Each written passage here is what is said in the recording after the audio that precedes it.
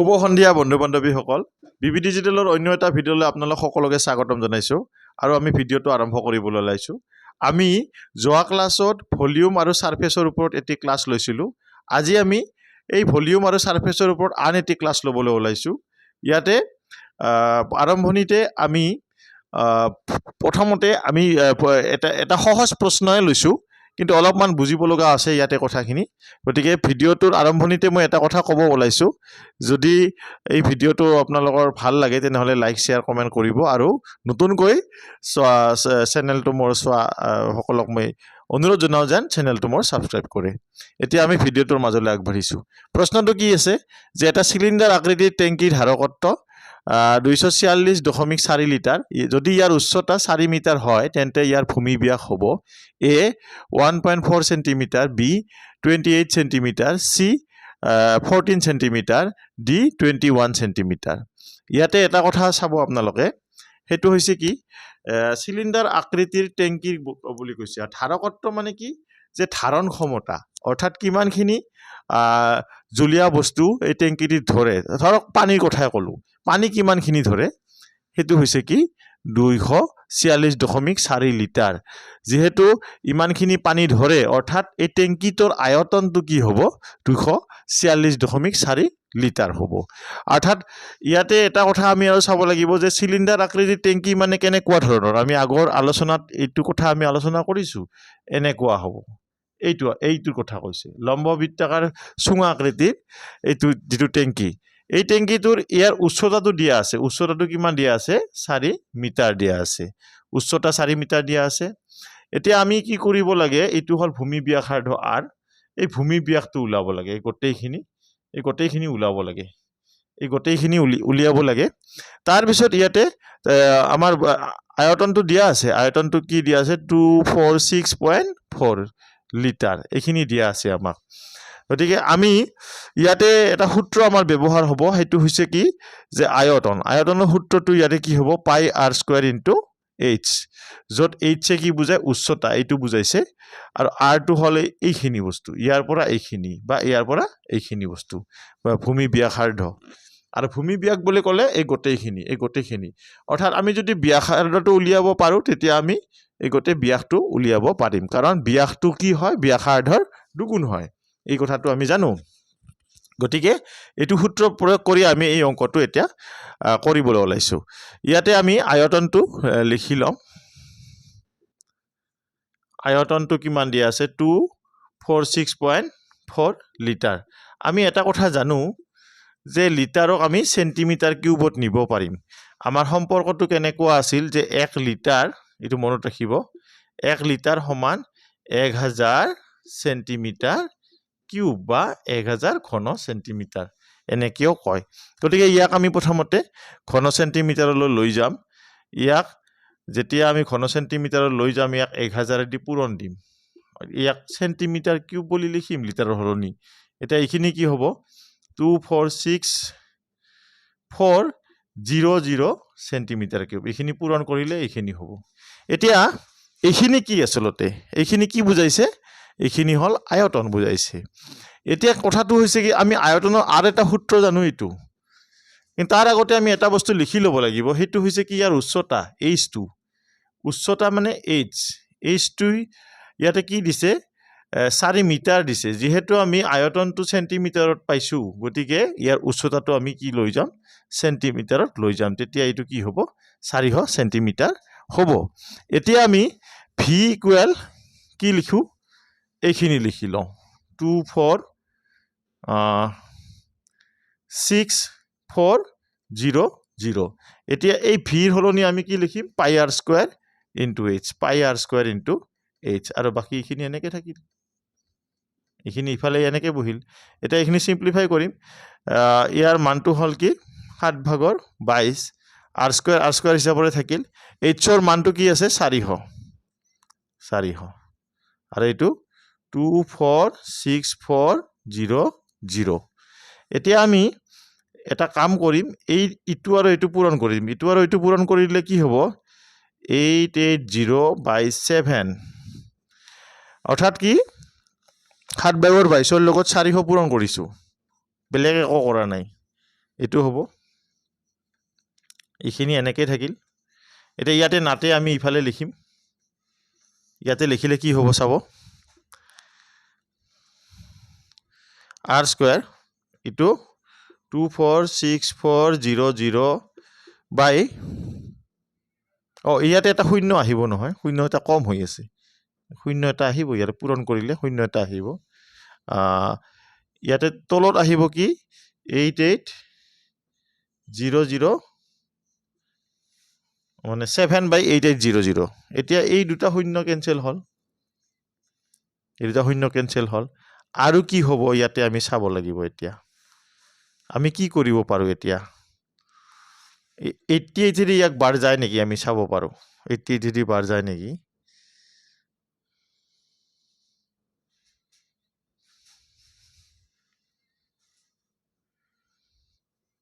ইয়াতে চাই লম আমি বাৰ যায় নেকি 2464 এইখিনিক 88 প্ৰথমতে আমি দুইবাৰ দিলো দুইবাৰৰ তিনিবাৰ দিলে বেছি হ'ব 8 গুণ 16 6 7 থাকিল 1 8 2 গুণ 16 16 একে 17 এইটো বেছি হৈ যাব এইটো শূন্য ইয়াৰ পৰা এক ধাৰে আনিলো এইটো 70 হল এইটো 4 হল এতিয়া কেইবাৰ যাব 8 9 গুণ 72 8 8 গুণ 64 8 বাৰ দিলে কি হ'ব চাম 8 8 গুণ 64 6 8 8 গুণ 64 6 70 এইটো মিলি গৈছে এইটো কিমান হ'ব 28 অৰ্থাৎ 88 ৰে 2464 কেইবাৰ যাব 28 বাৰ যাব এইটো হল এতিয়া এইটো কি হ'ব এইখিনি পূৰণ কৰক 8 7 গুণ 56 6 হাতে থাকিল 1 7 2 গুণ 14 14 8 7 গুণ 56 6 হাতে থাকিল 5 7 2 গুণ 14 14 পাছে কি হ'ব 19 এতিয়া ইয়াৰ যদি আমি বৰ্গমূল লওঁ 196 ৰ বৰ্গমূল কি হ'ব আমি জানো 14 গুণ 196 গতিকে ইয়াৰ কি হ'ব 14 কি হ'ব সেন্টিমিটাৰ হ'ব এটা ভূমি ব্যাস কি হ'ব এটাকে ভূমি ব্যাস কি হ'ব ব্যাসাৰ্ধৰ দুগুণ ব্যাসাৰ্ধ যেহেতু r আছে এটো টুৱাইস r 2 into r মানে হল কি 14 সেন্টিমিটাৰ গতিকে এটো কি হ'ব 28 সেন্টিমিটাৰ হ'ব এনেকে গতিকে আমি খুব সহজে এনেকে আমি সিম্পলিফাই কৰি কি কৰিব পাৰো ভূমি ব্যাসটো নিৰ্ণয় কৰিব পাৰো আমি এটা অপচনত চাম আছে নেকি এটো আমি দেখিছো বি নম্বৰ অপচনত 28 সেন্টিমিটাৰ আছে গতিকে আমি শুদ্ধ অপচনটো পাই গেলো এটো হৈছে কি 28 সেন্টিমিটাৰ এনেহেন ধৰণে আমি এনেকুৱা ধৰণৰ সমস্যা সমাধান কৰিব পাৰো এইটো হল কি এই ভলিউমৰ লগত ডাইৰেক্ট আয়তনৰ লগত জড়িত সমস্যা এটো আয়তনৰ লগত জড়িত সমস্যা গতিকে এনেহেন ধৰণৰ বহুত আমি যদি প্ৰেক্টিস কৰো এনেহেন ধৰণৰ আমি আগৰ ক্লাছটো আমি কৈছো এনেহেন ধৰণৰ এটা প্ৰবলেম আমি আলোচনা কৰিছো এনেহেন ধৰণৰ আমি প্ৰেক্টিস কৰিলে পৰীক্ষাত আহিলেতো আমি নৰাৰ কথাই নাই আমি পাৰিম এইটো ইয়াৰ পিছত আমি পৰৱৰ্তী অংকটোলৈ গৈছো এইবাৰ আমি দ্বিতীয় প্ৰশ্নটোলৈ আহিছো ইয়াতে চাব কি দিয়া আছে দুটা গোলকৰ কালিৰ অনুপাত 4:9 গোলক দুটাৰ আয়তনৰ অনুপাত হ'ব 1 নম্বৰ অপচন 4:9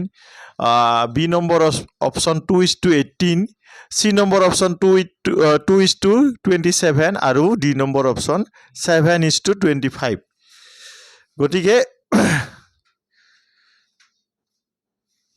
গতিকে আমি এতিয়া ইয়াতে আমি চাম কি গোলক বুলি গলে কি বুজিম গোলকটো এনেকুৱা ধৰণৰ হয় গোলক এটা গোটা বস্তু ঘূৰণীয়া বস্তু এটা ঘূৰণীয়া আৰু গোটা বস্তু এটা এই গোলকৰ কালিৰ সূত্ৰটো কেনেকুৱা আছিল 4 পাই r স্কয়াৰ এইটো আৰু ইয়াৰ আয়তনৰ সূত্ৰটো গোলক এটাৰ আয়তনৰ সূত্ৰটো কি আছিল 4/3 পাই r কিউব এই দুয়োটা সূত্ৰ ব্যৱহাৰ হ'ব ইয়াতে এনেহেন ধৰণৰ দুটা গোলকৰ কথা কৈছে আমি প্ৰথমতে আমি ধৰি লম এই অংকটোত যে প্ৰথম গোলকৰ কি ধৰিম আমি আমাক লাগে কি কালি আৰু ব্যাসাৰ্ধ কালি আৰু ব্যাসাৰ্ধ লাগে কালিটো আমি ধৰি ল'ম কালি আমি ধৰি ল'লোঁ A1 আৰু ব্যাসাৰ্ধটো কি ধৰি ল'লোঁ ব্যাসাৰ্ধটো আমি ধৰি ল'লোঁ R1 এইটো আৰু দ্বিতীয় গোলকৰ ক্ষেত্ৰতো আমি এনেকৈ ধৰি ল'ম যাতে আমাৰ পিছত অসুবিধা নহয় দ্বিতীয় গোলকৰ কালি A2